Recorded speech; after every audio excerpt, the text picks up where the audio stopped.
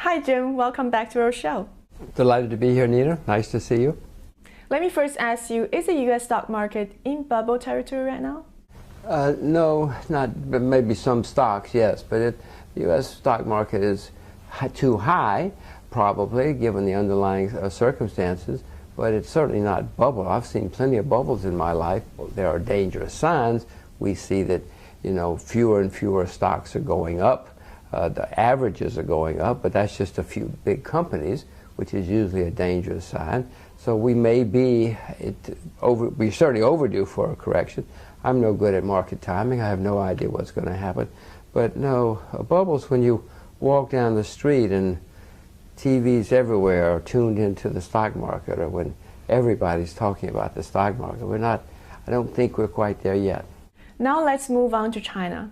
The third plenary meeting gave everyone a renewed sense of optimism for China's future. Do you share that feeling? Well, I certainly was quite delighted to see what they said. It's a great contrast with the West. China is saying, no matter what happens, the market is going to be the final arbiter, not the government, not you. If it doesn't work in the market, it's not going to work. We'll let the market make our decision.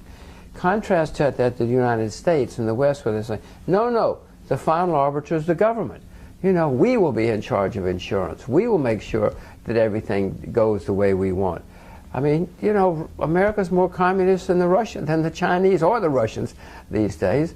That's why the world has moved to Asia. One key area of reform is the financial sector.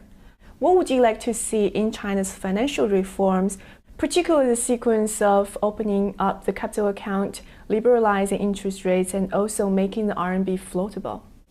All of the above this afternoon. At the same time. But that's the way they're doing. They've taken all these steps, opening up the currency in the past 8 years. All of these, recently they said we're going to start opening up interest rates. They do all these things slowly and do one at a time. That's fine. There's nothing wrong with it. Deng Xiaoping said the way you cross the stream is you feel one rock at a time, one step at a time. And that's correct.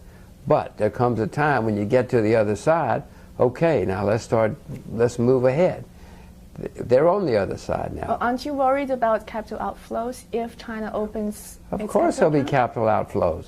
And the renminbi may even go down for a while. But do it, get it over with. There'll be a lot more capital inflows. People like me want to put money into China. If the currency's open and free, then lots of money would rush into China. Certainly there'll be many people who would rush out. But that's what free markets are. That's what open markets are. It's not the end of the world. Do you see the Australians worried about it? The Japanese? The Germans? The Americans? I mean, money flows in and out of those, what is it, $4 or $5 trillion every day in the foreign currency markets? Somehow or another, the world's surviving. China will survive. Even if money goes out of China, there'll be other money that'll come into China. Are you investing in Chinese stocks nowadays? The A shares, H shares? I have never bought A shares in my life because A shares are always more expensive than B shares, H shares, ADRs, S shares. There are many kinds of shares, which is what, why? Because they have this blocked, it's like talk about distortions. How many countries in the world do you know that have A shares, B shares, S shares, H shares, ADRs, European shares, J shares? That's because they've got all these distortions with blocked markets. I've never bought an A share because the other shares are always cheaper. So I have been buying shares recently for the first time in several years in China, but I have not been buying A shares. Can you tell us a couple names of the companies that you're buying? One is called HollySys Systems. It's a railroad, supplies the railroad industry. One of the things that China is determined to do, as one of the Chinese government officials said recently, America has more than twice as many kilometers of railroads as we do. And we're the same geographic size. But we have 1,300,000,000 people.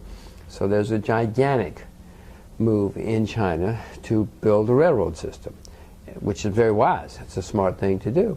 So I bought more shares of this. I've owned it for a while, but I bought more shares of it recently. Bought a company called Fab, Universal. I bought some financial stocks.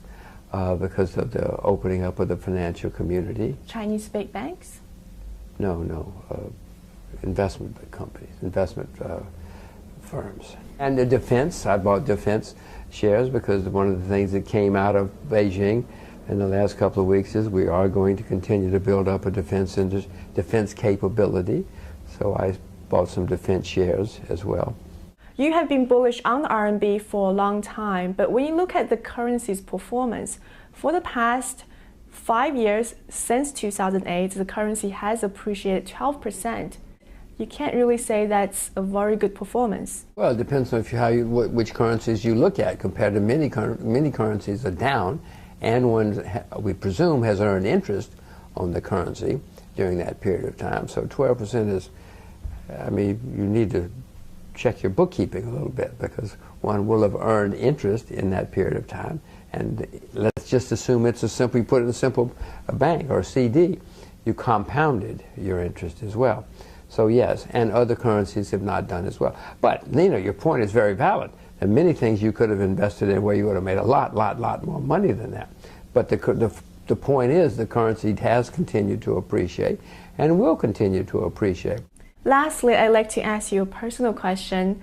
You've made fortune, you've also earned fame, and you've been around the world several times. Now, what continues to drive you? Well, I have a couple of little girls that are just the most wonderful thing that I can imagine. So my life now, as much as it can, revolves around my little girls.